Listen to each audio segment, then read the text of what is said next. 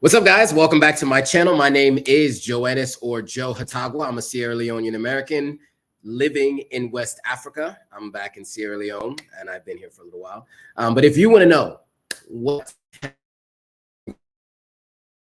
then this is the video for you.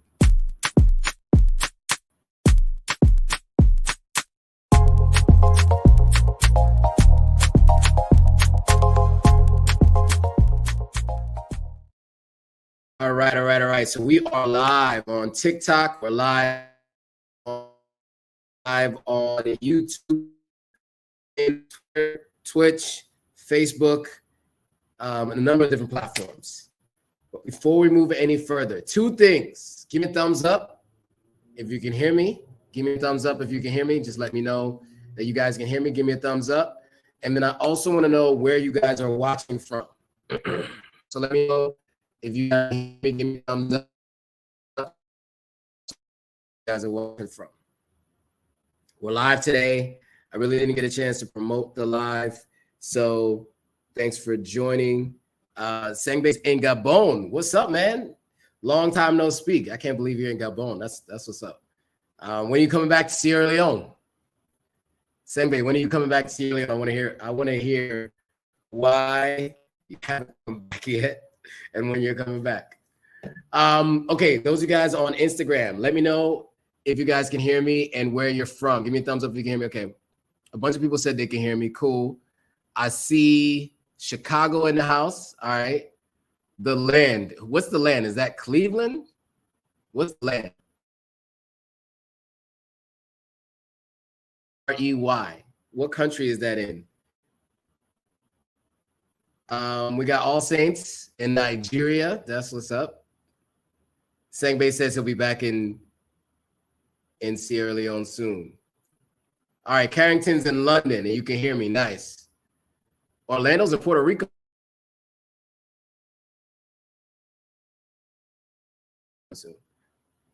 We got Denny Flood from Detroit. What up, though? We have let's see. Sindalo, I guess, is that how you pronounce it? Or Sin, I guess. We got True Real Acapella from South Africa. Nice. MPLS, I guess is that Minneapolis, Minnesota? We got Deborah in from England. Okay, that's England. Okay, got you.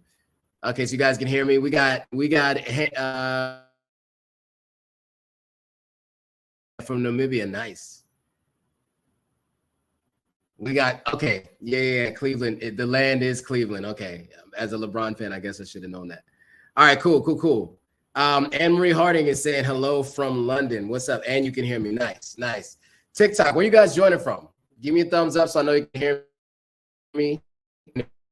Want to hear from you guys. Where are you guys joining from? Where you guys watching from? All right, so today we're going to talk about the headlines happening around the continent of Africa, and I'm also going to give some context to some of the things that are happening around the coups, ECOWAS intervention, sentiment around coups, anti-French sentiment, all kinds of things that have led to the circumstances that we're in right now. And then also give you a little bit of update on, I guess, a little bit of background on a story that happened here in Sierra Leone earlier this month in relation to coup attempts. So we'll talk about that as well. All right, cool. Before that, though, there's a couple things I want to go through. So if you guys are watching on Instagram or if you're watching on TikTok, you can see what's on my screen and follow along with everything that's on my screen if you join the YouTube live. So what you'll want to do is click on the link in my profile. That link will take you to the link tree, the top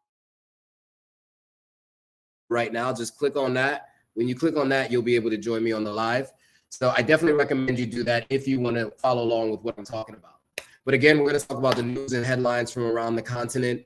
There's a lot going on. Mali just had an attack 2 days ago. ECOWAS military leaders met and have a D-Day for when they're going to use with the deposed president of Niger. So there's a lot to talk about, stories that are unfolding in real time. And so we're going to talk about those, my opinions on them, my thoughts. And then I'd love to hear from you guys, what you guys think and what you feel about these things. All right, cool. So Orlando says, I love Puerto Rico. Danny Flood said, what up, though? Because, you know, that's a Detroit thing. What up, though? Big Sean fan, so I know that. And I had some friends from Detroit. Crazy, well, Southfield, outside of Detroit, but they claim Detroit. You know how that goes. Crazy Blind Guy says, from the UK. Okay, Crazy Blind Guy from the UK. Anthony is from Shreveport, Louisiana. All right. We got Worldwide from Nigeria. McKeesport, PA. Wow. I don't know if I've ever been there before, but I definitely lived in PA. If you know me, you know. We got Dog Norman from VA. Okay, cool. I'm not going to say what you said, McPhail, but okay. We got somebody from Ghana. All right, so you guys are from all over the place. Love it. Love it. All right, cool. So we got people from all parts of the world on tonight to hear about what's going on, right? So let's talk about it. Miss P just joined. What's up, Miss P? Again, if you guys are just joining on Instagram, stories happening around the continent of Africa, what that means, and what's led to some of these news stories. Mosi is in Atlanta. Shout out to Atlanta. I was there last year. First time there longer than 24 hours, and I had an amazing time. Good friends there. So, you know, I got like a crew of people in Atlanta now. All right, cool. So let's get into the content for today. And then what we'll do is we'll do a little bit of review of some things, and then we'll get into the news. So before we do,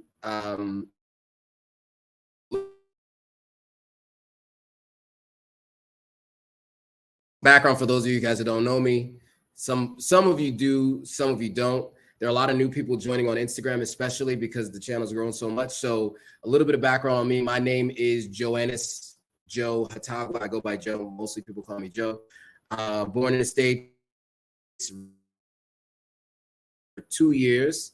Moved to Leon, I think about 12 weeks ago, 4 months ago. So I've been living here now. The platform is all about sharing what my life has been like living here on the continent so that people can learn from my mistakes and basically move through the content without having all the information that I have now. So that's basically the goal. And it's also bridging the diaspora and African communities together so that we can all learn from each other, because that was what my life has always been like. Being born to African parents, living in the States, growing up culturally Black American, but being African by descent, and seeing those two worlds collide and trying my best to. So that's what the platform is about. That's what I'm about. I also have a social media agency that I started here in Sierra Leone, where I help brands find their audiences online. These are brands from Africans and Africans in the diaspora, and finding your audience, your African audience in Africa or the diaspora. All right, so a couple of updates. The first major update is, if you guys know me, I've been on YouTube for a little over 2 years, and we finally hit the 10K milestone. We hit 10,000 subscriber milestone on YouTube today. Like, I woke up this morning and it was at 9.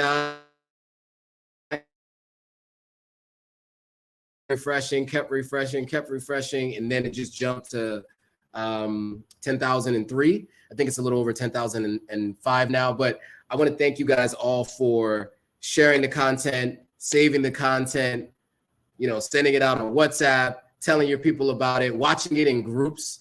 I think this is really an amazing story about how, you know, if you stay consistent, you're passionate about what you do, you can make an impact. And so I'm excited to continue to try as much as I can to impact lives, share information as I receive it.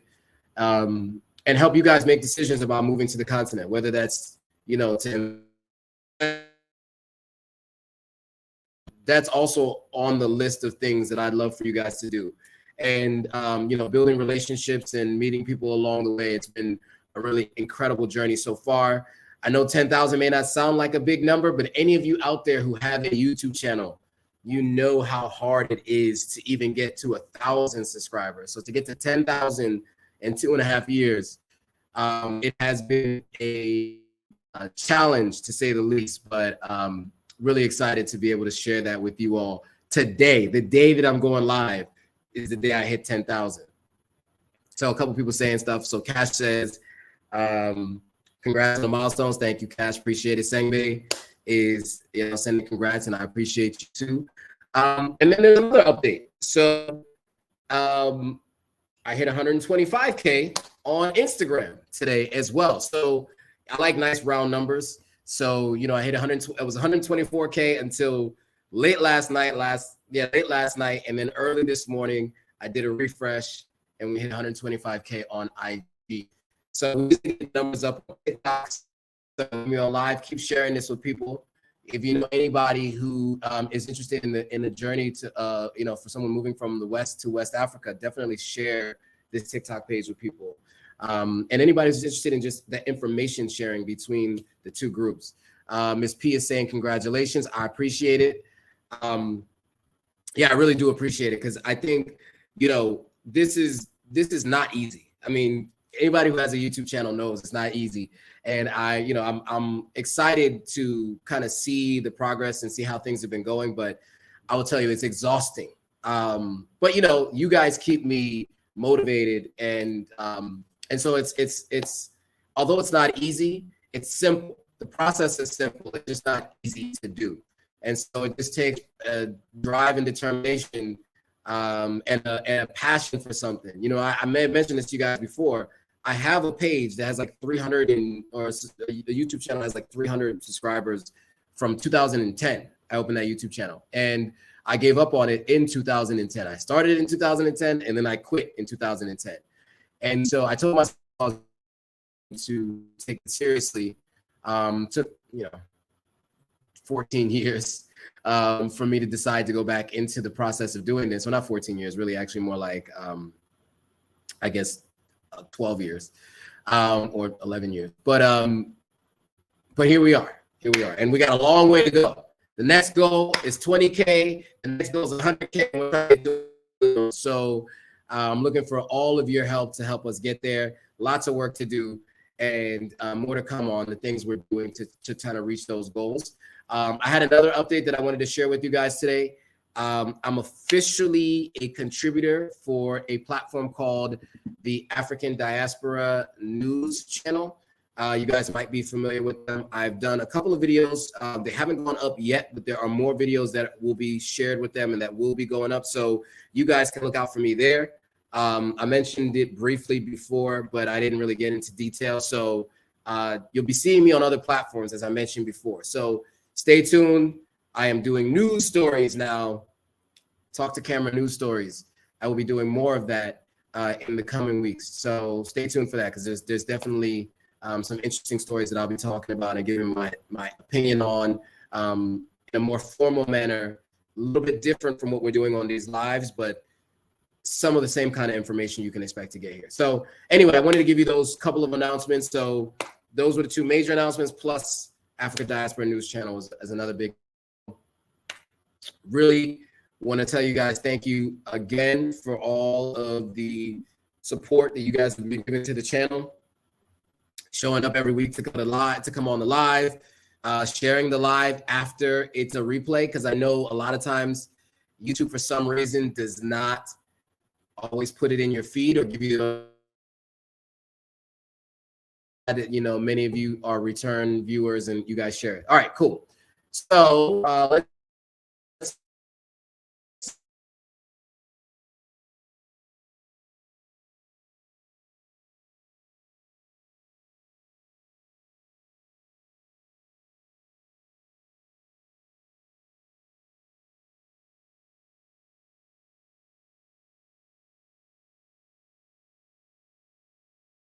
zoomed on. Wow. Let's see. Let's see if I can connect. Okay, I'm reconnected. I'm reconnected on my AfroCell MiFi. Can you guys hear me? Give me a thumbs up. Let me know you guys can hear me. Kevin Brown gave me a congratulations. Oh, Anita said, greetings, and Joe, and congratulations. Can't wait to see you on the Africa Diaspora News channel. I'm looking forward to it. Kevin Brown says, congrats, homie. Thank you. Thank you. Appreciate it. Mosey says, you guys can hear me. Yeah. So we lost power. That happens a lot here in Sierra Leone.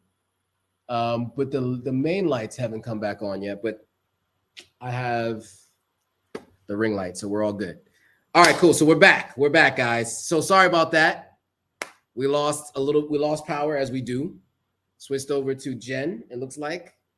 And so hopefully we'll have stable power and stable internet for the rest of the live. All right, cool. So let's move on. All right, so you guys know I have the Ghana Consulting Services. We're not going to go too deep into that, but if you want to move to Ghana, I can help with that. A number of different things I offer. Sierra Leone Consulting Services, same thing. If you want to move or visit Sierra Leone, I can help with that. If you want to know how to get more information on that, you have any questions on any of those things, buying a house, building a house, buying land, moving or visiting Sierra Leone, you can just hit up the link in my bio and just go to my link tree and it says book private one-on-one session. Going to Tanzania with Jay Cameron and his crew at Maximum Impact, October 7th through the 16th. So if you guys want to join on that trip, the link is in my bio there too. It just says Authentic African East African Adventure.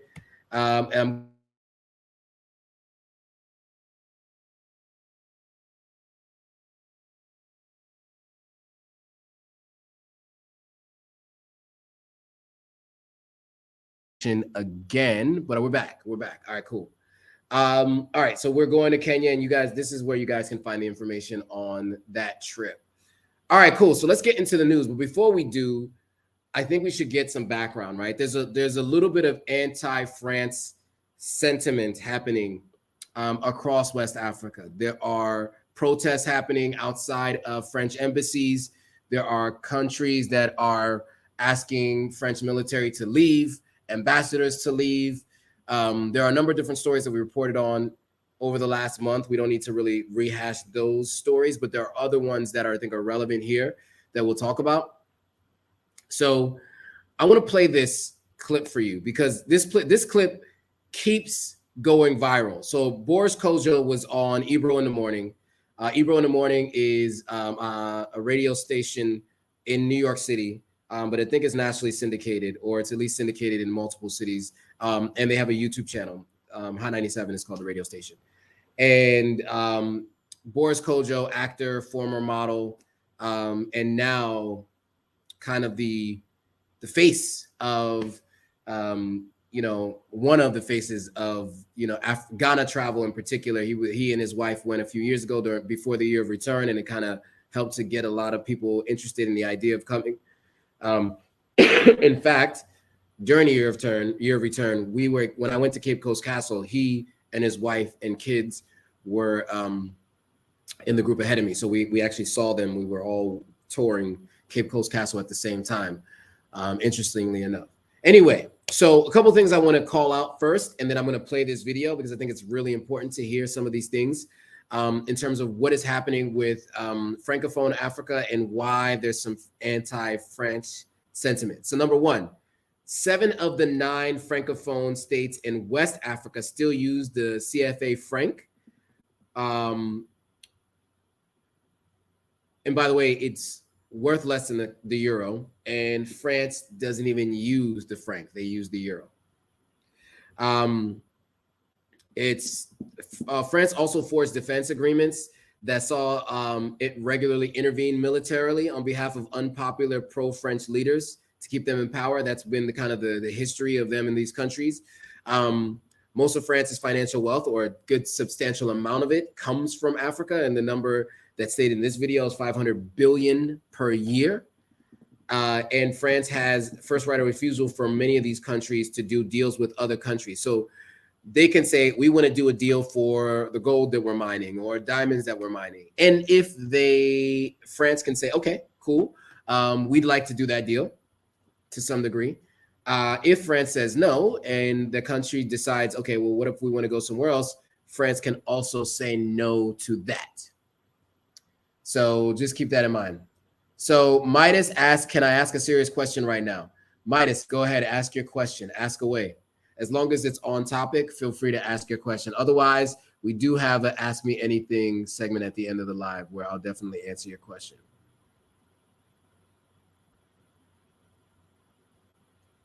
So, all right, so let's get into the video real quick. I want to play this video for you guys so you guys can hear from Boris himself. Is it true most of France's financial wealth right now is still built on $500 billion a year? Wow. From Africa? From Africa. Wow. 500. That's a lot. And is it true that the deals are such that an African nation that has this deal with France cannot do business around the world with their natural resources without the first right of refusal with France? First right of refusal is in and they can still tell them no. They can still tell them no. So if they've dug gold, coffee, cocoa, whatever, they go to France, like, hey, you guys want this? And they say, nah. And they say, okay, we're going to sell it over here. France can still say, nah, you can't do that. So insane. And all those nations still run on the French franc, which is also hilarious because even France has goes a on the euro. Exactly.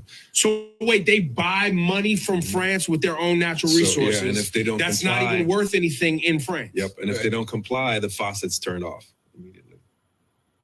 Yeah, so that clip has been going around like crazy. Like, I mean, I originally saw this clip maybe 3 or 4 months ago, and it's more relevant now because of all the anti-France sentiment, right? But it's educational. It gives you some high-level numbers. There's some things in there I think that are a little off. Like, not all Francophone countries use the franc, but many of them do.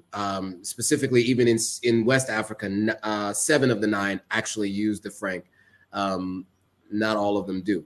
So, but still, the large majority of them do. And I think these are still very important points to keep in mind. 24 is in the building. What's up, man? What's up, 24? I should say. Sorry. Sangbei says, I'm in Gabon right now, and the CFA is despised, so they're not happy, but they have to use it. Interesting. So Gabon is one of the countries that is required to use the franc. All right, cool. So that just gives you a little bit of an understanding of some of the things that people have as part of their issues, right? There's a question. Okay, so Midas had that question that he asked, or that they asked, excuse me. So they said, I'm from South Africa, and we've been undermined literally for our gold, right? Okay. So does the wealth coming from South Africa not return to our economy, or is it just sold? I mean, that's a great question. And I don't have all of the details on what happens in South Africa in terms of the wealth, but I will say this, just in general, right? Because of the colonization of the continent of Africa, many of the countries' natural resources do get exported for much of the companies who export their wealth. However, it multiplies in terms of its value when that natural resource gets exported, because much of the manufacturing is what turns it into the products that go to the end consumers, where you can charge more for. So an example of that, just on the continent of Africa in general, is cocoa. Sierra Leone does not manufacture chocolate in our country, but we do export cocoa. So if we were to manufacture chocolate in Sierra Leone, we could sell chocolate to other countries. In fact, Sierra Leone buys chocolate. Like many companies, like corner stores, or I call them corner stores, but stores here, because I've lived in New York, buy chocolate. Like they bring in chocolate from abroad, right? So can you imagine, we're exporting cocoa. Some of that ends up in the chocolate that we're overpaying for locally in this country if you buy chocolate in this country, right? So there isn't much chocolate manufacturing, like chocolate bar manufacturing, happening in this country. So that's just an example, right? There are many other examples, like lithium is another example, where lithium is exported from the continent of Africa. It is manufactured into devices in other places, let's say China, let's say even other places in Europe, and they are turned into iPhones and Samsungs and Google's phones, and these are all phones that retail many times from $100 to $2,000 phones, and the people who are getting paid to mine this stuff, if they're getting paid, is less than like a penny a day, right? Like, so these are the kinds of things you have to keep in mind as it pertains to how the wealth is leaving Africa, right? It's starting from the raw materials that gets manufactured elsewhere, money gets made on it, and Africans generally don't benefit. And imagine how many people are buying iPhones in these countries, and the raw materials are getting exported. Yeah, it's a problem. It's a problem. So that's the best way I can answer that question without knowing the specifics of what's happening in South Africa. If we want, we could definitely do a deep dive into that another day. That's something that that is very interesting to me for sure. Okay, 24 says hit that like button. Yes, make sure you guys hit that like button, hit that thumbs up. 24 also says the West has ruined many parts of Africa. It's time for a paradigm shift.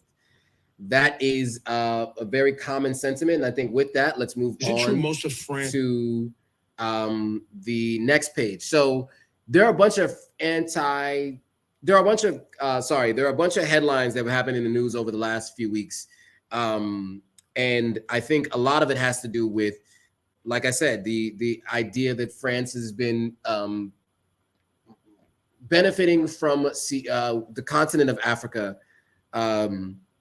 It far outweighs it's not a reciprocal relationship. I'm just trying to be careful how I describe this. I don't want to be seen as an anti-West person. I don't want the CIA coming after me. But it is important to understand that many of the people on the continent here see the West as people who are taking and not reciprocating, right? That's just what it is, right? And so I think this is interesting because this young lady here, I think what she does is she calls back to the scene in Black Panther, the Black Panther 2 movie. So remember, we did a review of the Black Panther 2 movie. And one of the things I called out in that movie was specifically the anti-French sentiment. If you watch we talked about the anti-French sentiment on the continent and how it was important that scene called out France specifically because of its involvement on the continent, right? And I know there are a lot of people who had challenges with the Black Panther 2 movie. Fine, pick apart at it, but sometimes you do need that level of education in a movie that's going to do $1 billion at the box office and be a global movie. And I think it did at least give a little bit of insight. And I think with that, people are paying more attention to what's happening. Coups have been happening all over the continent of Africa for a long time. And I think now the global West and the global North are really starting to pay attention to it. And I think a lot of that has to do with it coming up in your entertainment, right? So let's play what she says, because she talks a little bit about that scene, and I think it's helpful to give some context around anti-French sentiment. So let's play that. Do you guys recall the scene from Wakanda Forever where French troops are brought to a UN meeting and accused of stealing resources in a fictional African country? The French defense minister even tweeted about the scene, criticizing how the French military were portrayed in the Marvel movie, calling it false and misleading. But let's take a closer look at the real life situation and what has been happening in the Sahel region with Really quickly, the Sahel region is like kind of this band across sub-Saharan Africa that, basically just kind of starts in West Africa and goes across. So many of them are French-speaking countries, by the way. So let's go ahead and I'm just going to go back and play that just because she mentions that, and I don't know if everybody's familiar with the Sahel region, so I just wanted to mention that. That's to France.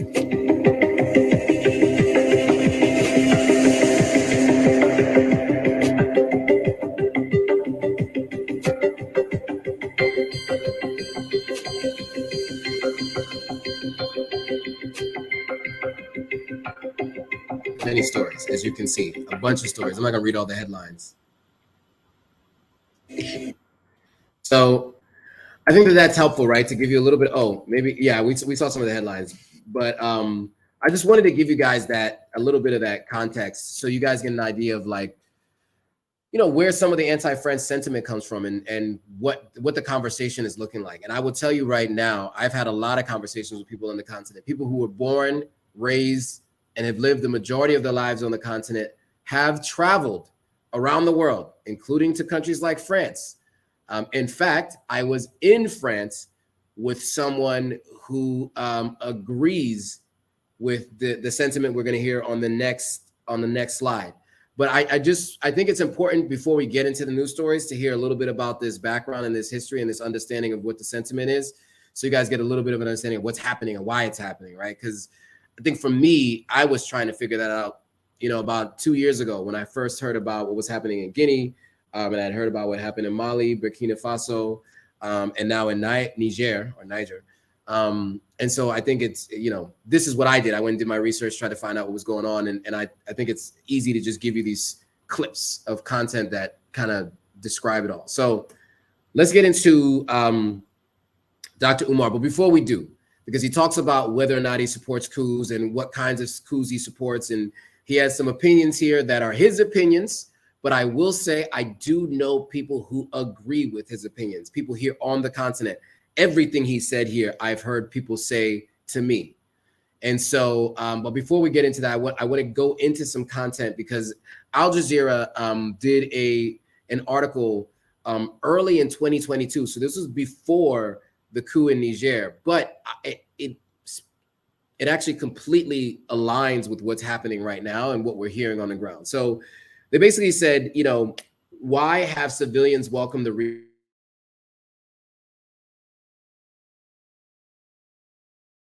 in West Africa? Because what you'll notice is there are Niger and in other countries, or at least anti-military interference in Niger in other countries.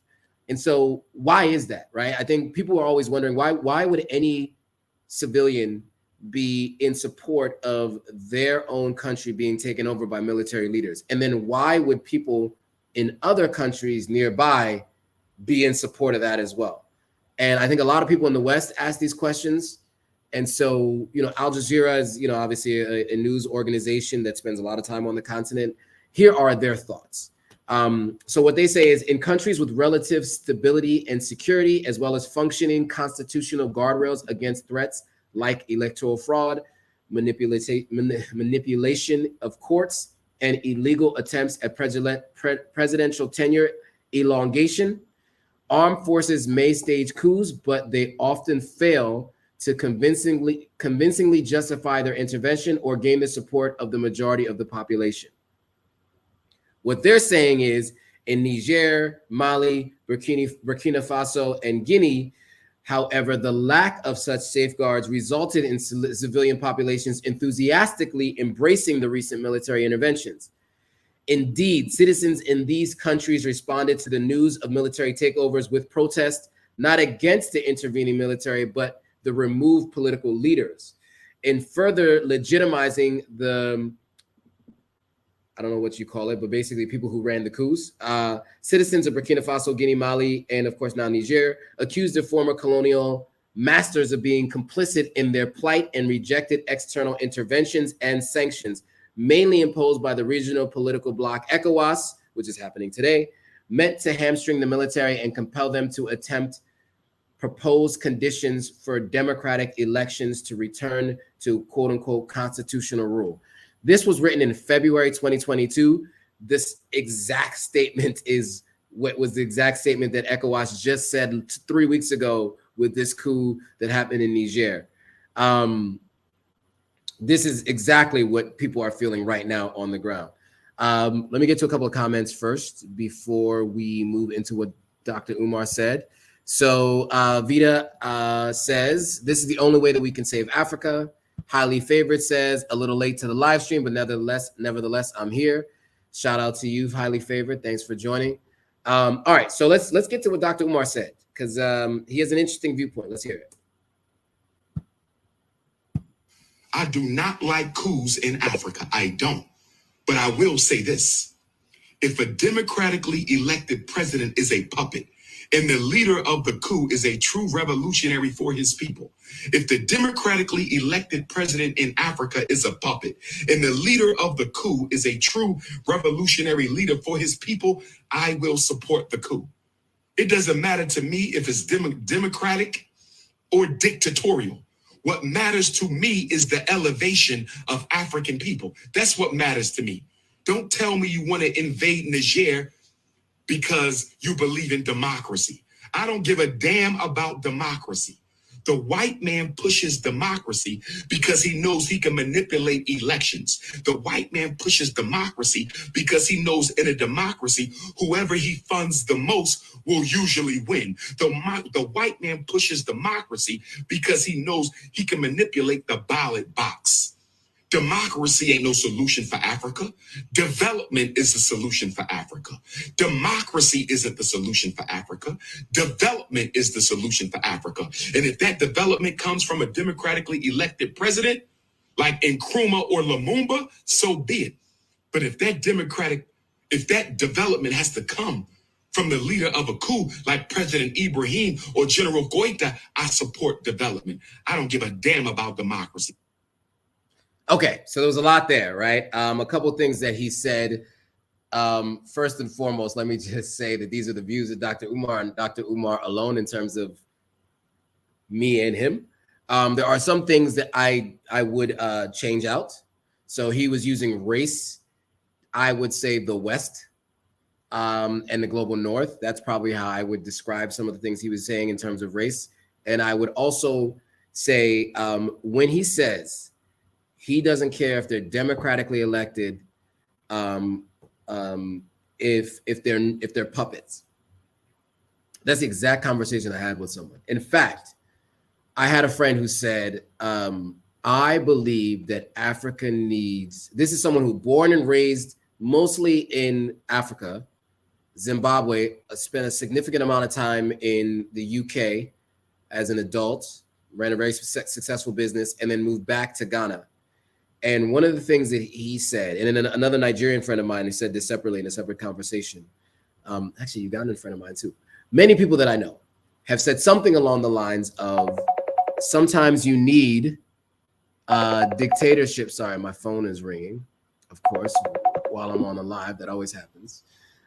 Sometimes you need dictatorship. Rwanda is a good example of a president that has been in power for over 20 years. Rwanda has completely turned around its circumstances. You know, Rwanda obviously had a civil war. If you guys ever saw Hotel Rwanda with Don Cheadle, it's a really good movie. It depicts what happened in Rwanda, right? And that was a democratically elected president. He just never left office. Same thing in Uganda. Democratically elected president in Uganda has never left office, right? So what ends up happening is sometimes they get democratically elected and they can change the constitution, right? So they'll change the constitution that might say, here's how many term limits you can have. Many constitutions have a certain number of term limits. The United States has 2 term limits. Doesn't have to be consecutive. It just has 2. And so many other countries have created other term limits as well. Many of them do 2 term limits. Some do 3. Well, when some people are democratically elected, they change the constitution to make them unlimited term limits, and they can continue to stay in power as long as they like. And in some cases, it has a positive impact on the country. There are other people who step in through coups, and in those cases, they stay in power for extended periods of time, and they can lead with a dictatorial rule that is not helpful and to end up killing a lot of people, which is what I understand to be the case in the Gambia after their first coup. And so this can happen be both ways, right? And so I think we have to be careful with the idea of outright supporting all coups and supporting all dictatorial leadership, because I don't think there's a one-size-fits-all solution for everything. And I do think that there are many cases where people they want to be benevolent dictators, but absolute power corrupts absolutely. If I'm saying the statement correctly, And so when people are in power forever, things just it tends to have a bad ending almost always, and so I think we just have to be careful with how much we support the overthrowing of governments anywhere in the world, right? And in particular on the continent of Africa. I think that there are solutions to every challenge. There are multiple solutions to every challenge. There are hybrid solutions even from time to time, but I would say not a one size fits all is the way that works for everyone. So I wanted to put that out there. How many of you actually agree with what Dr. Umar actually said here? I'm interested to hear from you guys. How many of you guys agree with what he said? Anything he said or what he said, let me know. So Sengbe saying development, please. Mosey says, yeah, Liberia in 1980 was a good example of a bad coup. There have been bad coups all over Latin America too, right? And of course, the West has also sponsored coups that have gone in the wrong direction. So, and we're not talking about West Africa here, but just, another example of a coup that actually has changed a country for like much more in a negative situation. Number one is, coup that overthrew Libya. You can also argue that the first coup that overthrew, that's Gaddafi in Libya, during Barack Obama's tenure as president. You can also attribute some of Ghana's challenges historically for a coup that overthrew Kwame Nkrumah, who obviously, was mentioned by Dr. Umar in this video.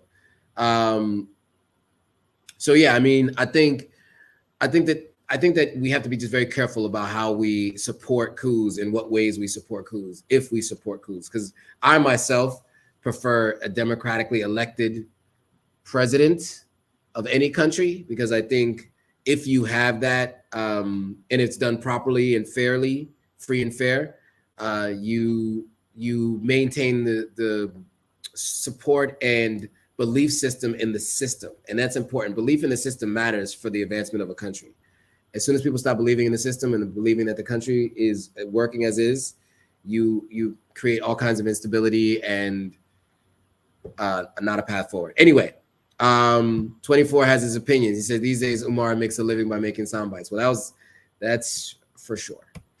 Okay, so one of the just to go beyond that initial statement and more. So why have civilians welcome recent coups in West Africa? So firstly, widespread civilian support of these coups reinforces the notion that the armed forces are the guardians of states.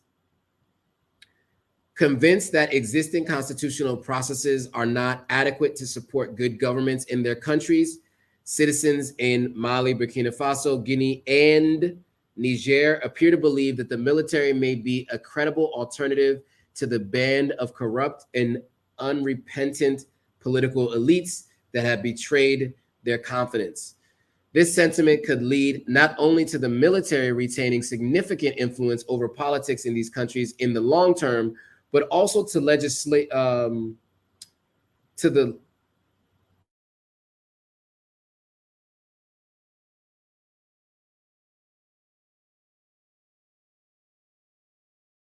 legalization of attempts to you guys think? All right, cool. Today's citizens in these countries clearly feel that they have found their voice and punish corrupt political elites who have long ruled their countries by ascribing legitimacy to military takeovers. The legitimate fears that citizens across the continent can follow their lead can put underperforming democratic rulers on their toes and push them to swiftly and efficiently address political and socioeconomic challenges facing their countries. Of course, whether this trend will have a long-term consequences for the wider region will be dependent on how the militaries will choose to manage state-society relations and whether they will be able to maintain public support. So whatever happens in these countries, we need to just make sure that that we just keep an eye on what's happening, actually. All right, cool. So there's a couple of comments and thoughts on what Dr. Umar said and what we're talking about now. So Jerry Campbell says, what's up, Jerry, first of all? There's a certain logic that what he to what he's saying in terms of being in support of progress of African people above all. Okay, there is a certain logic to that. I think that yes, African progress for African people above all. Yes, I do think that should be the goal. But the ends don't always justify the means, right? I think the means to that end, I think we should be very careful about what we support, right? Like, you know, coups are dicey. And one thing that I'll say too is, you know, obviously the United States hasn't had a real, they've had coup attempts, but never actually had a coup. And once you have one coup, you keep having coups or coup attempts, right? And it just becomes a part of the fabric of your nation. And people just do not have any belief system in your country anymore when that happens. And so you have to be careful with that. And then, of course, you have paranoid leadership from time to time when that happens, right? So those things you got to be careful of when countries take part in coups. So and then for us to support them, I think we have to be very careful about that. So I'm going to keep reiterating that throughout this conversation, because I think that there are many people who are having conversations about coups glowingly, and there's widespread support around the continent and in the diaspora. I'm looking in the comments. I'm looking at leaders on social media, like people who have large followings, and many of them have been very open in their support of coups. And I think that many of them don't live in the countries that they support the coups happening in. And I think if they lived in those countries, they may not be so vocal in their support of coups. So I'll leave it at that. So L says, every coup that overthrew a Western puppet corrupt government is welcome. Okay. The people of Africa are suffering under corrupt governments that serve their Western masters. So there you go. So L obviously agrees with the sentiments of Dr. Umar, and you can see all over the world people are agreeing. I've already given my opinion. Fode is saying, so what the ECOWAS decide about Sierra Leone government? I don't think there's been any decisions or any questions about it as of yet. Can you be more specific? And then maybe we can drill down into that a little bit. But on the topic of Sierra Leone, I don't know if that's the next slide. Look at that. You foreshadowed the next slide. So I do want to mention this. So there was an article in Sierra Loaded where I just pulled this up, and I wanted to share it because I think it's important to call out the fact that I'm in a country, Sierra Leone, where there apparently, it's been reported that there was a military coup plot attempted earlier this month. On the 8th of August, this particular story was reported. So Sierra Leone police arrest 14 people over alleged military coup plot. So the Inspector General of Sierra Leone Police has said that 14 people have been arrested in connection to an alleged plot aimed at what they are saying is destabilizing the country. The suspects include 8 mid-level officers, 6 non-commissioned officers, 2 police officers, 1 retired police superintendent, and 2 civilians. He mentioned during a press conference on Tuesday of that week that security authorities had been pursuing several other suspects who were still at large at the time. He said out of the detained suspects, I already went through who they were. He also disclosed that the manhunt was in progress for a few more suspects, comprising of 5 military officers, 2 of whom were middle ranking, along with 3 non-commissioned officers, 3 police officers, including a sub-inspector who were being sought out. They first announced the investigation into the alleged plot in a statement released the week before, mentioning specific, but they didn't mention specific arrest numbers or identities of those who had been detained. So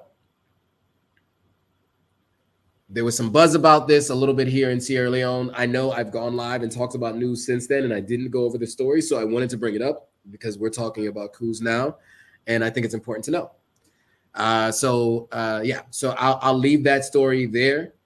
If there are any updates, I was looking for other updates. If there are any other updates, I'll be more than happy to share them on a later live. But just know that that's a thing that happened. So that happened. All right. I do want to mention France's involvement on the continent of Africa. I think it's important to know. There are 21 African countries that have French as their official language. 21.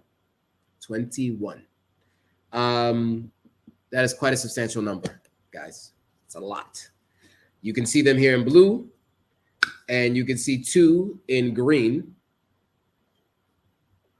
Western Sahara sometimes is considered a country, sometimes it's not. I don't know. It depends on who you ask, but it's right next to Mauritania. And then Egypt. So I worked for a company that we had some Egyptians that worked there, and they definitely were speaking French. When I went to Egypt, we went to dinner, and there were definitely people speaking French all around us. And I wasn't aware that French was a language spoken in Egypt. I don't know why, but I just was not. So it's interesting to see how much France has an impact on the continent of Africa. Even if you're looking, like if you're taking a look here at West Africa, right? You can see that Nigeria, Ghana, Liberia, and Sierra Leone, and the Gambia, which they say is part Francophone, are basically like the only countries that aren't French speaking.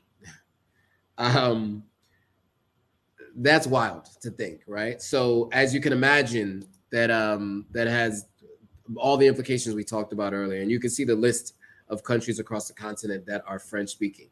So I have a good friend in the States who's Algerian, and she understands French, spoke French, grew up in the States, but she's a French speaker.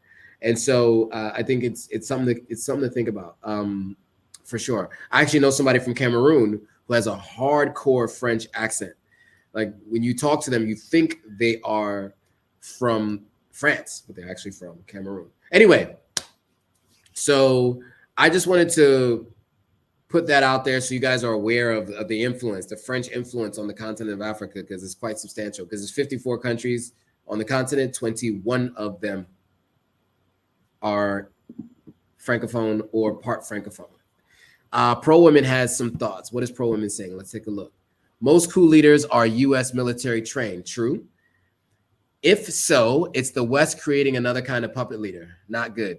Yeah, I think it depends on if they support the coup leader, right? So like that is, I don't know if they're all West trained, but even if they are, they're not always West. They're not always West aligned. Let's put it that way. So, yeah. Jerry Campbell saying, but like you, I'm not a fan of political instability coups generally bring. Yes. As a concept, Umair's take on democracy being a distraction is interesting, but I don't think it's helpful, not in political terms. There you go. I appreciate that. Jerry just gave some good insight. Okay, cool. So let's move on to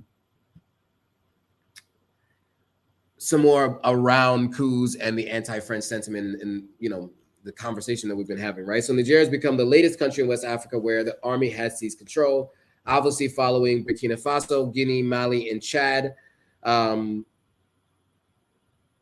former French colonies. Since 1990, a striking 78% of the 27 coups in sub-Saharan Africa have occurred in Francophone states.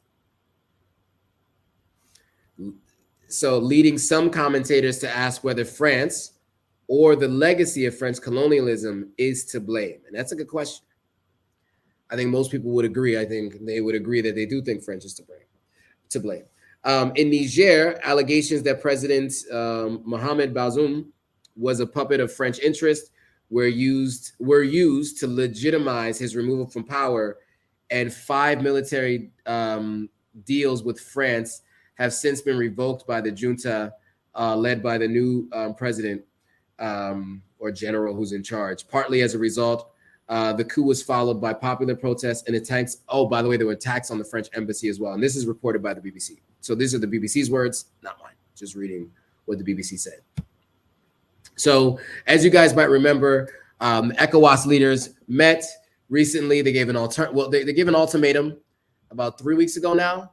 They had given him 7 days to reinstate the former president. They had not. Then they met in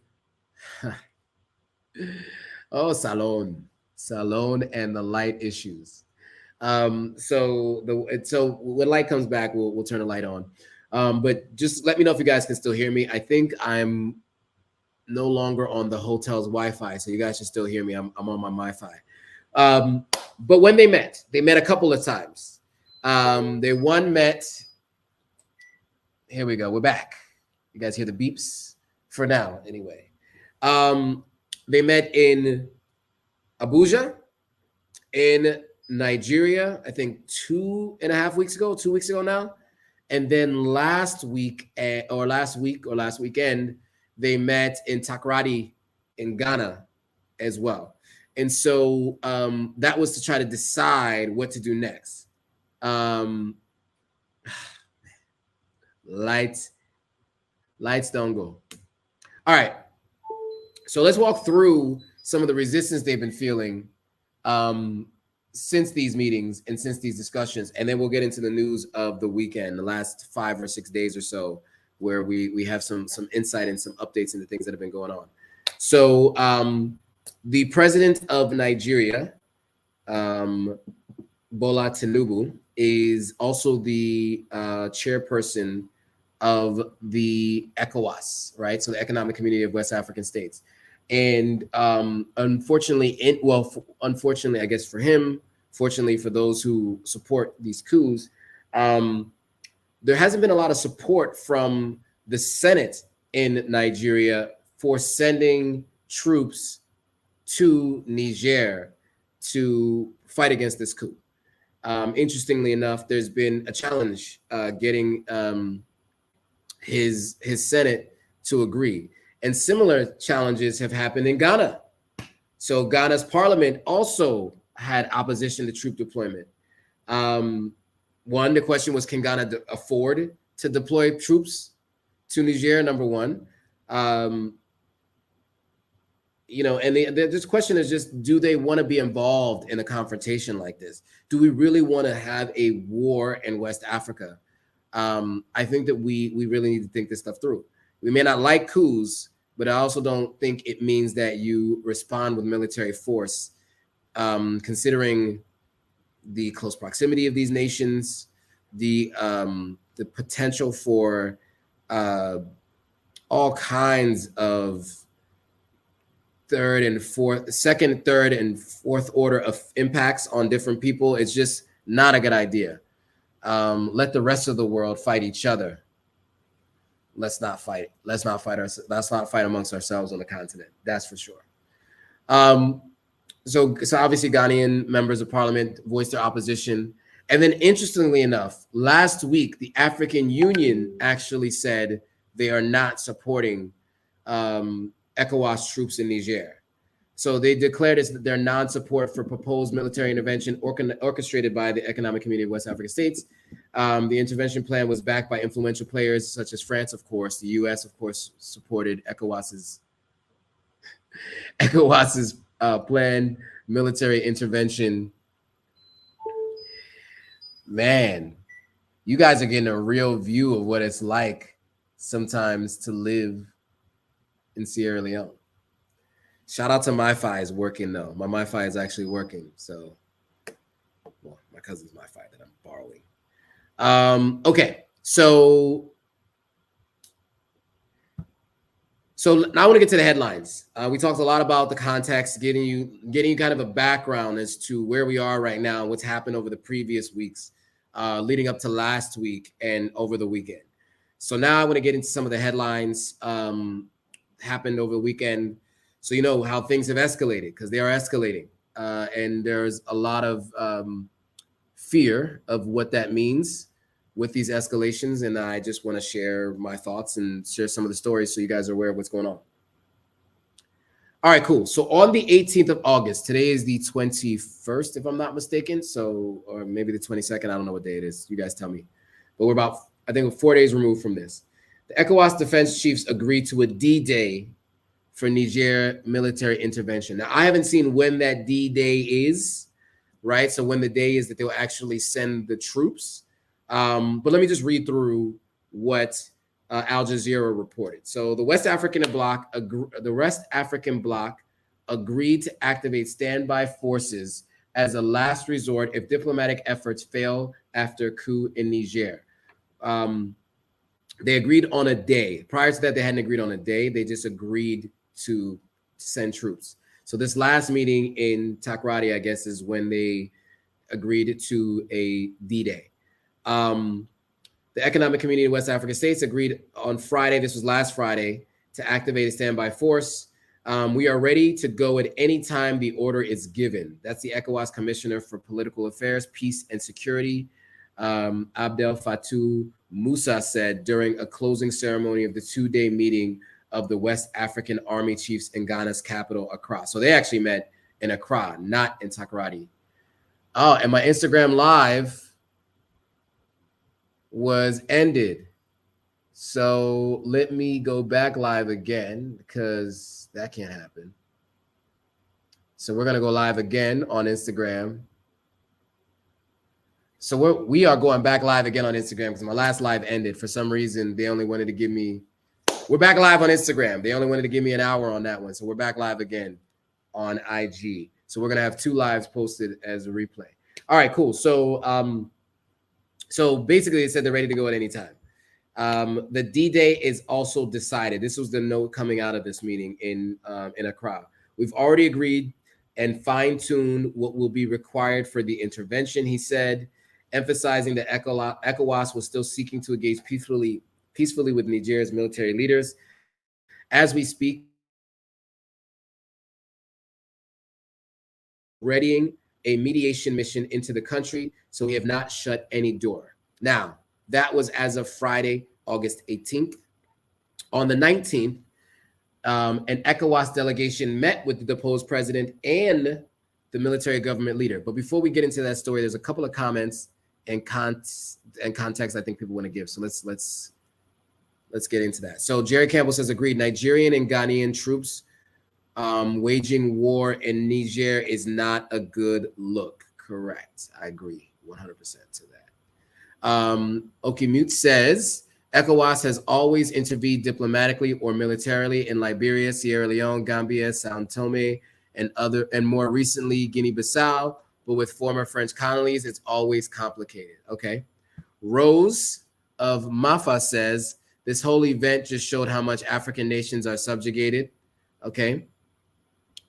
Vida says, the Guinea president in power for 18 years. Sorry, what country is that? Because I don't know that flag. Sorry, I said Guinea, but that's not the Guinea flag. President in power for 18 years now. He took over from his father, 36 years in power. Okay. B. Cole is saying, Africans want to govern themselves and control their own destiny. It is time for Africa to step away from colonial rule. I think that's the general sentiment continent-wide and in the diaspora. So I don't think you are alone in your thought process there. That's for sure. All right, cool. So, so it seems as if, you know, there was somewhat of a positive meeting between ECOWAS leadership, the deposed former president, and military leadership in Niger this weekend. So that was on the 19th. On the 20th, there was a giant rally, of course, in Niger. After the threat of potential military intervention. Well, at least that's when the story was reported, on the 20th. The rally may have been on the 19th. Several thousand people have demonstrated in the capital of Niger in support of last month's military coup, whose leader warned against outside intervention and proposed a 3-year transition of power. So that's the other thing. Recently, the new junta, the guy who took over, said that he proposes a 3-year transition out of power. That's what he said. The demonstrators on Sunday chanted slogans hostile to former colonial power France and West African regional bloc ECOWAS, which is considering potential military operation to reinstate the elected president in ongoing negotiations with coup leaders, if ongoing negotiations with coup leaders fail. The Sahel states' new military leaders have officially banned demonstrations, but in practice, those in support of coups are allowed to go ahead. So if you support the coup, they allow your demonstration. If you don't support the coup, they do not allow the demonstration. Okay, Bavonier says it's time for Africa to know their rights from their wrongs. Black Boy says big fan 100. Traverse is saying thank you for keeping us informed. No problem. Thank you for joining.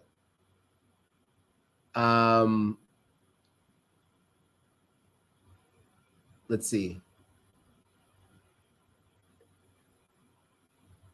Trying to see if there's any other questions or comments in Instagram. It looks like I caught most of them. All right. And Black Boys from Nigeria. All right. Shout out to Nigeria.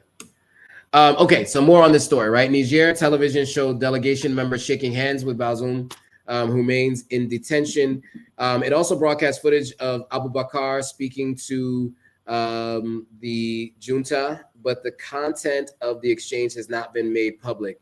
In his television address, the junta alleged that ECOWAS was getting ready to attack Niger by setting up an occupying army in collaboration with a foreign army, without saying which country he meant, which foreign army he meant, likely France, maybe potentially US, we don't know. If an attack were to be undertaken against us, it will not be a walk in the park, some people seem to think. So there's some rhetoric here about potentially, obviously, war breaking out, right? He also announced a 30-day period of a national dialogue to draw up concrete proposals to lay the foundations of a new constitutional life. ECOWAS leaders say they have to act now that Niger has become the fourth West African nation since 2020 to suffer a coup following Burkina Faso, Guinea, and Mali. The bloc agreed to activate a standby force as the last resort to restore democracy in Niger. So that's from Al Jazeera, and that was that story. Any other comments? Okay, so BZ official, I think, is talking about Libya, and he said they claim they are not Africans. This person is saying they wish Gaddafi was still alive. Black Boy saying, tell me something about Nigeria specifically. I don't have any news about Nigeria specifically right now, except the fact that, and if you check back a little bit earlier, I mentioned that the Senate in Nigeria is not very supportive of the military troops. Many of them are not. Okay. Okay, Mute says to Jerry, they won't wage war, but they are threatening because diplomacy didn't work in the case of Guinea, Mali, and Burkina Faso. Vita says agreed. Father and son in Togo for 50 years now. Okay, so in Togo, it's been a father and son in power. Got it. That's the Togo flag. All right, got you. And Jerry Campbell says, okay, Mute, understood. Thank you for the context. All right. I mean, it's a problem, right? I mean, but it looks like there is some communication happening. Let's see what that means. Okay, so a couple comments. So I'm looking everywhere for content on the ongoing situations throughout Africa. Thanks for this, and please touch on South Africa at some point. I will.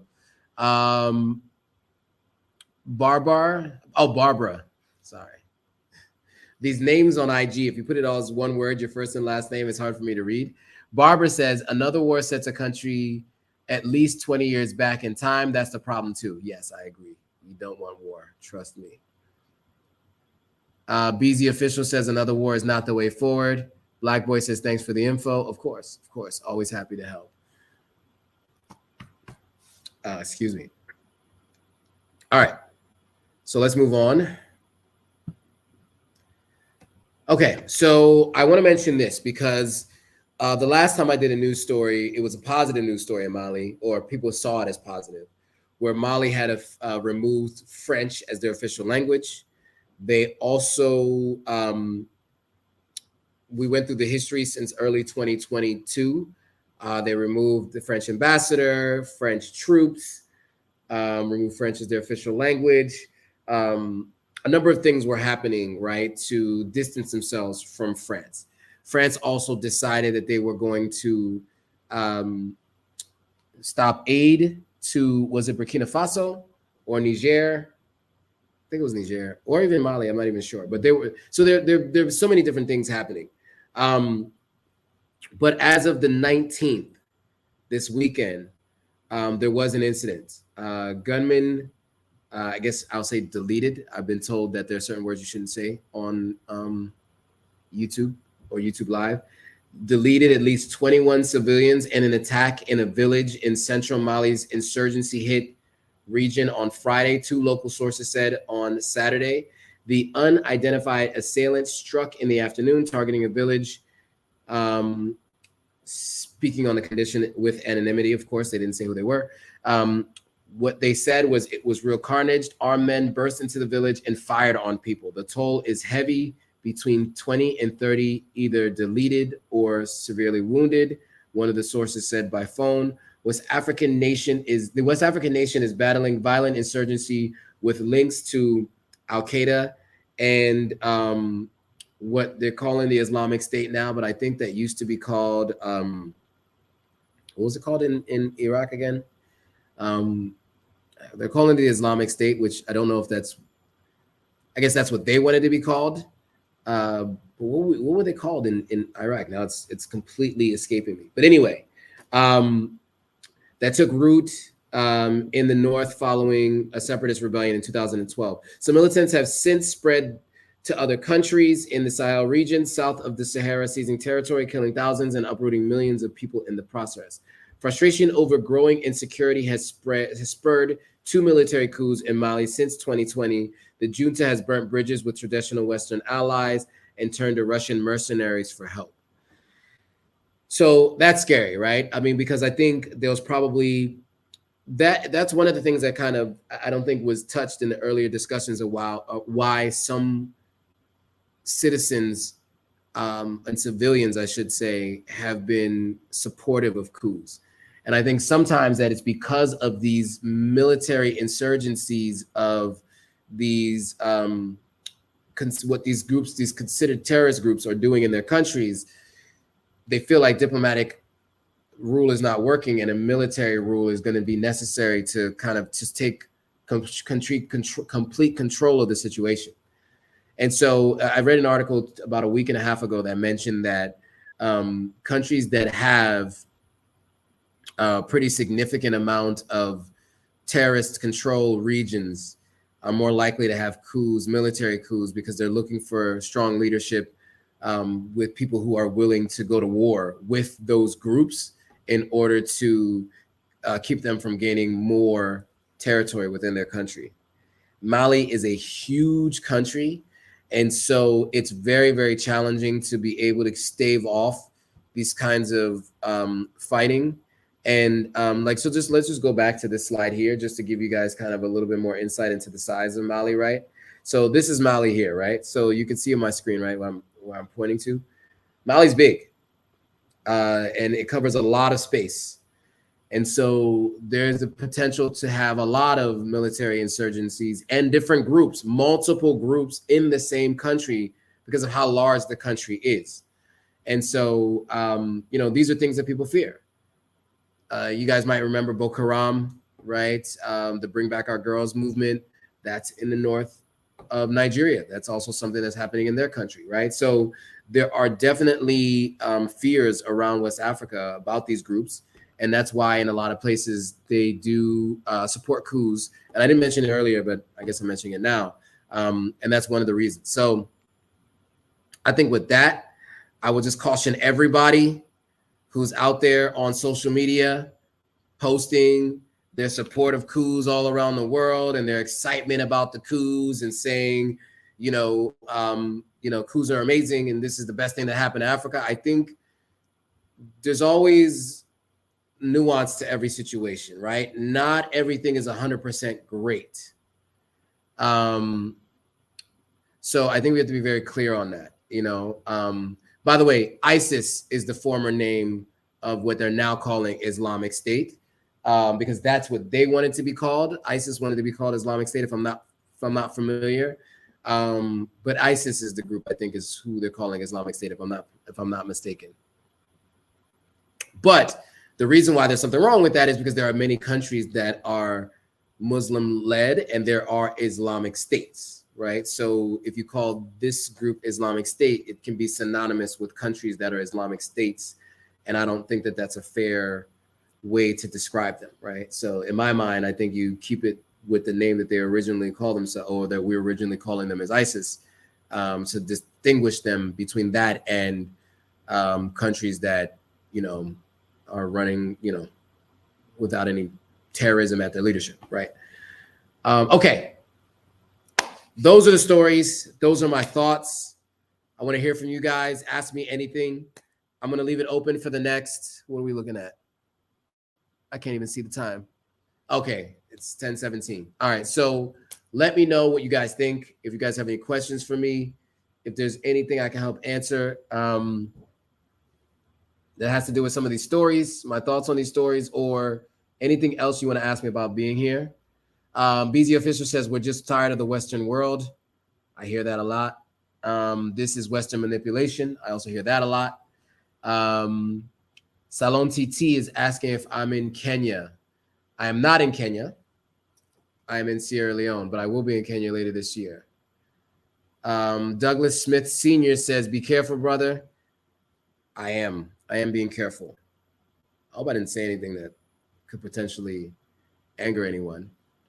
BZ Official says, we need y'all Black Americans to come back home and invest in Africa. I mean, that's one way to look at it for sure.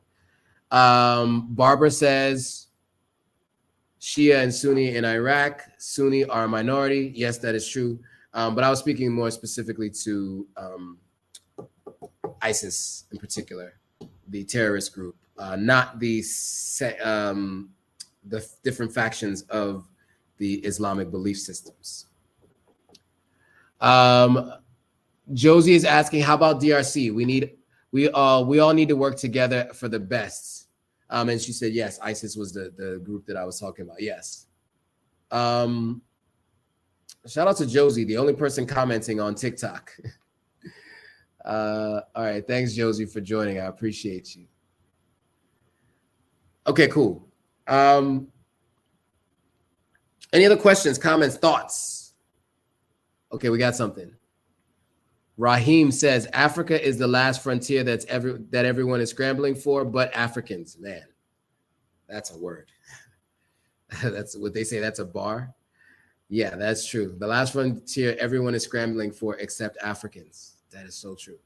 Well, not except Africans, but at least in large part.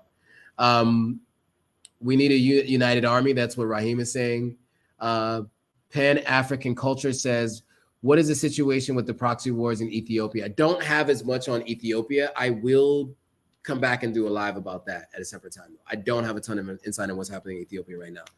I did see a story about it recently, but I don't have a ton on it. So I don't want to speak to it without doing any research and looking at independent sources. So yeah.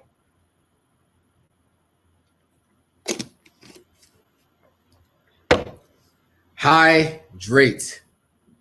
It's important. I'm going to shout out Pearl Hotel for allowing me to use the hotel.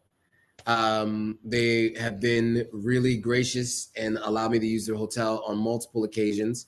So Mars is the manager. Shout out to Mars. He got some things in the works I think you guys might find interesting.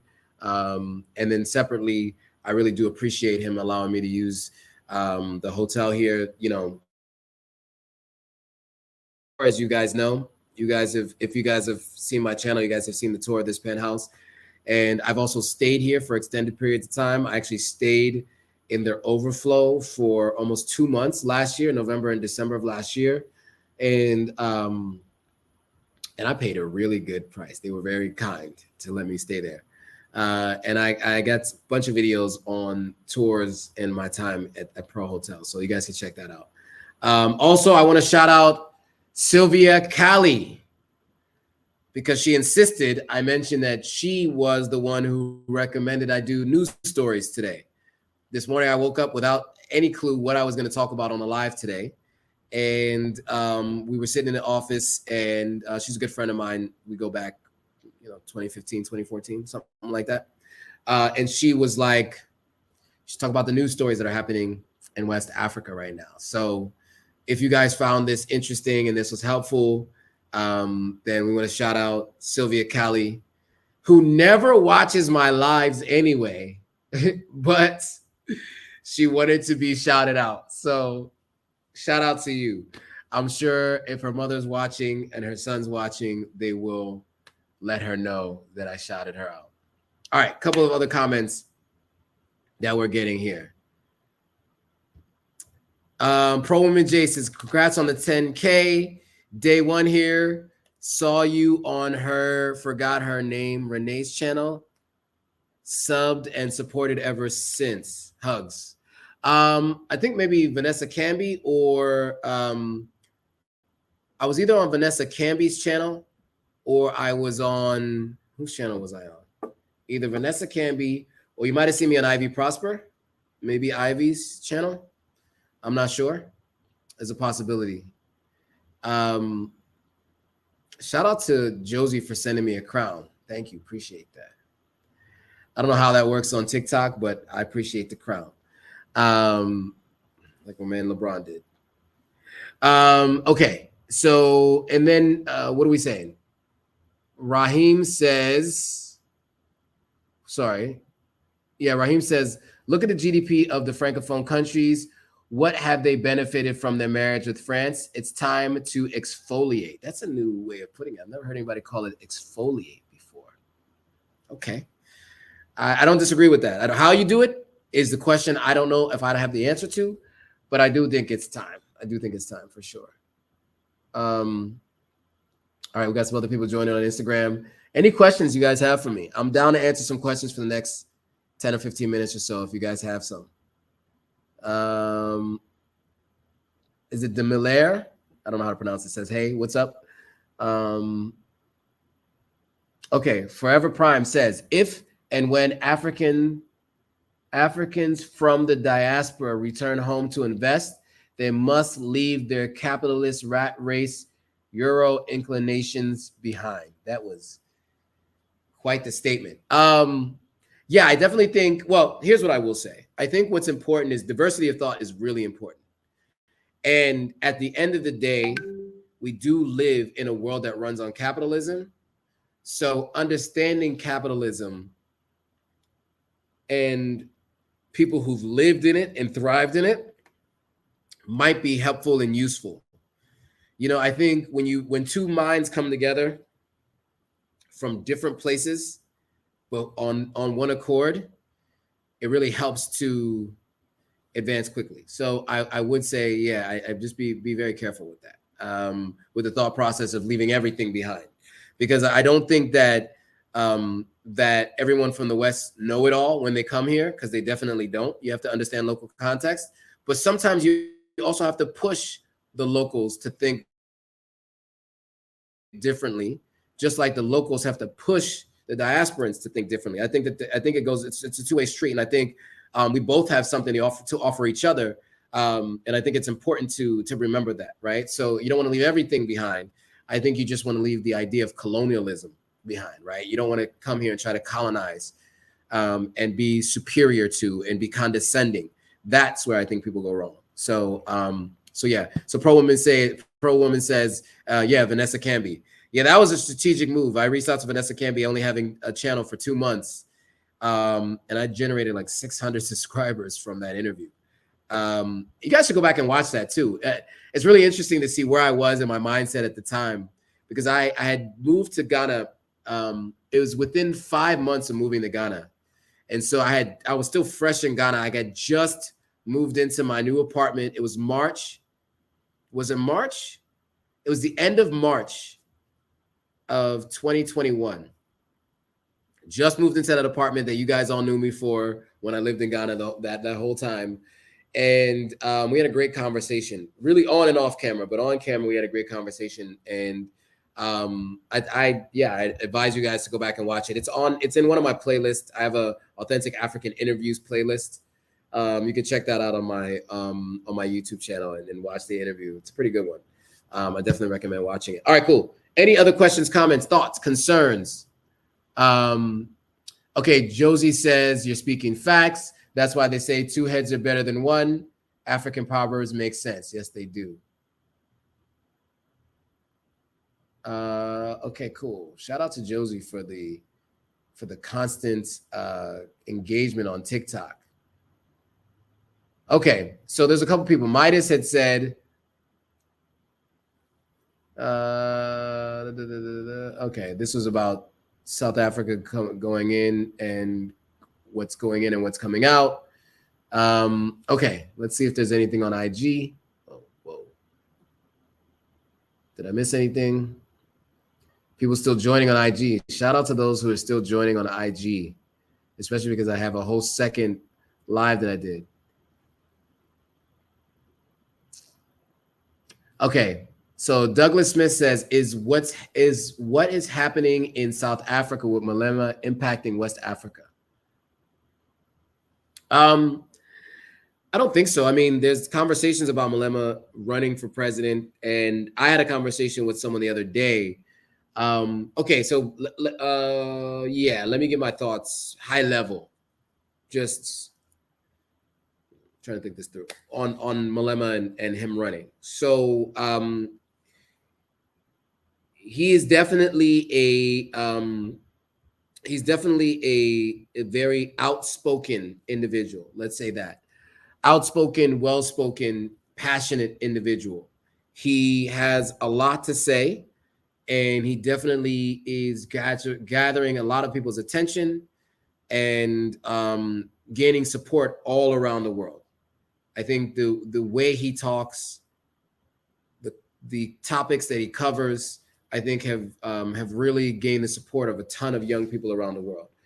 I think where there has been some concern with him has been his discussions about the idea of my enemy is my friend. The enemy of my enemy is my friend.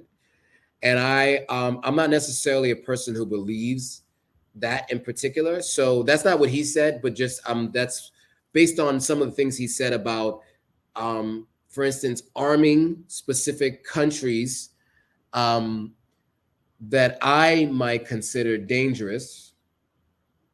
You know, I don't know if you want to align with them militarily. You may want to align with them in rhetoric, maybe sometimes, but when you say you want to align with them militarily, that does sometimes make people a little nervous, right? And so when you hear some conversations like that, I mean, I think that's something that can make things a little bit scary, right? So it's something that I think is something to watch and pay attention to. But many people think that he will win the presidency the next time there's an election.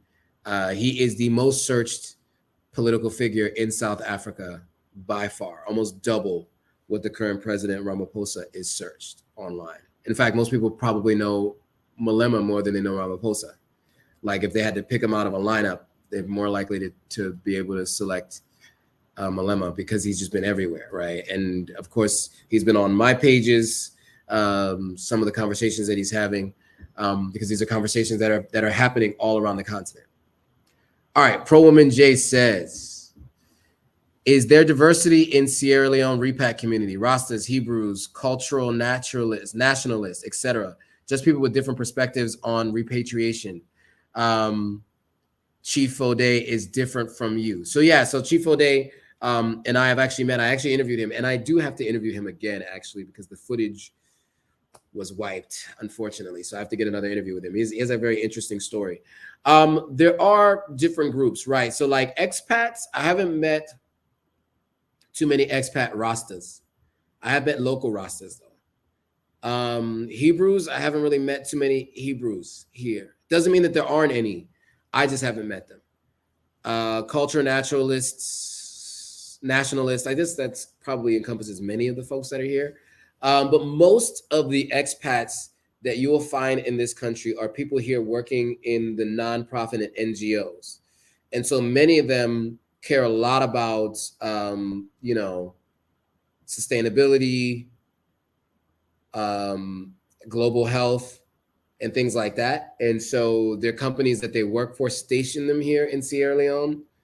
So some like Nigerians, you know, who work for certain government organizations, people who work for the different embassies. So yeah, I mean, most of those people are going to be people who probably wouldn't identify as any of these necessarily. They would just be identified as people who you would know who would probably work at the American Red Cross in the United States, but they happen to work at international NGOs and are based here in Sierra Leone.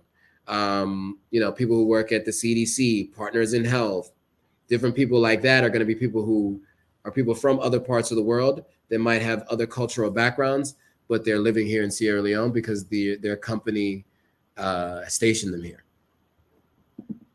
So in terms of a diversified or diversity in the Salon X repat, sorry, you said repat community, not expat, sorry, which sort of the same. Some of them people are moving back and staying here, or moving here and staying here. I haven't seen it, to be honest. I haven't seen it. So I think I'll say for now, there probably is some diversity, but it's a small group of folks. I'm trying to dig in my pockets to see if I could find a tissue. All right, guys, I think that's it for today. We got all the questions. Well, let's see. Hold on. Douglas Smith Jr. Sr. says, "Is what is happening?" Okay, we already talked about Malema. The Western world runs on credit. In Africa, it is cash. That is true. Barbara is speaking facts.